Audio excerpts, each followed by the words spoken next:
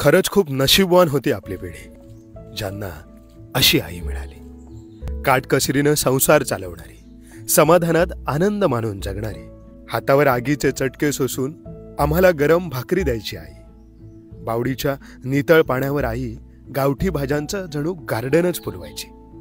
आईचं हक्काचं पोरसू, झाडांना फुलांना ती मनापासून जपायची.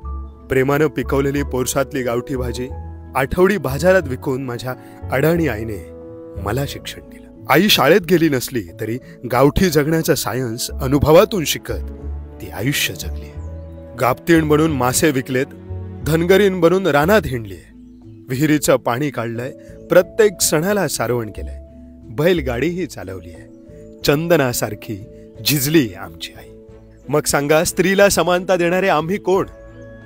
स्त्री या संसाराची आई आहे, माणूसपणाचा उगम आहे, आपल्या जन्माचं कारण आहे. दुर्गा म्हणून जिला देवळात पुजतो ना, ती आईच्या रूपात घरात नांदते आहे. पण आई आता म्हातारी झाली आहे. घराला घरपण देणारी, माणसातलं माणूसपण जपणारी आई पुढच्या पिढीला दिसेल का हो कधी?